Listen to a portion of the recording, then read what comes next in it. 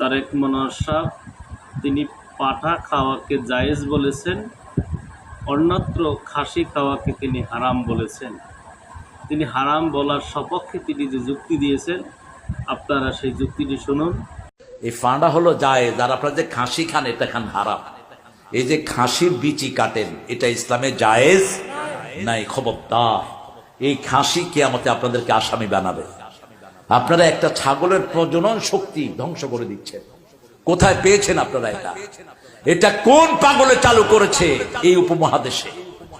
আপনার জিহ্বার মজার জন্য অজস্র ছাগল আমাদের দুনিয়াতে আসা বন্ধ, ঠিক না বাটি? একটা ছাগলকে যখন আপনি খাসি করে দেন, ও কি আর প্রজনন করতে পারে?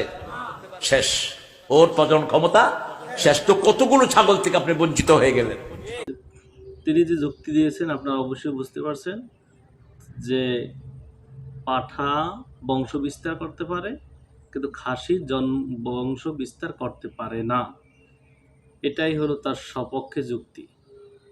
তাই যদি হয় তাহলে এই তারেক মনোয়ার সাহেব ওনার বিবাহ এবং ওনার বয়স থেকে শুরু করে ওনারও তো প্রতি বছর এক একটা সন্তানের পিতা হওয়ার কথা ছিল।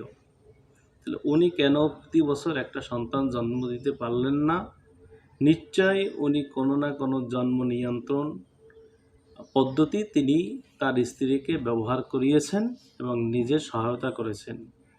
তাই যদি হয় তাহলে একই মশালায়, খাসির মশালায় ওনার ব্যাপারেও এটা পতিত হবে কিনা? তাহলে কি বুঝলেন? যেহেতু মানুষ তো আর খাওয়া যাবে না,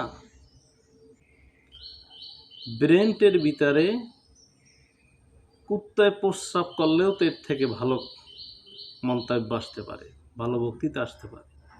ওয়াজের ময়দানে এগুলো কোন ধরনের আচরণ? আপনি কোনো নাজায়েজকে যদি নাজায়েজ মনে করে থাকেন তাহলে আপনি গুনাহগার হবেন, কিন্তু আপনি ঈমান হারা হবেন না। কিন্তু নাজায়েজকে জায়েজ মনে করা, জায়েজকে নাজায়েজ মনে করা শরীয়তের কোনো হুকুম, এটা তার ঈমান ধ্বংসের কারণ এবং সে ঈমান হারা হয়ে যায়। বিশেষ করে তারেক মনোয়ার সাহেব একই কথা বলেছেন। তিনি তার কথার সপক্ষে যুক্তি দিয়েছেন যে যার কারণে তুমিও তো কি বলবো, এখন আপনারাই বলেন বাকিটা। যে ব্যক্তি বলতে পারে জন্ম নিয়ন্ত্রণ অর্থাৎ বাচ্চা উৎপাদনের ক্ষমতা থেকে তাকে করা হয়েছে, এই জন্য খাওয়া ঠিক হবে না, তাহলে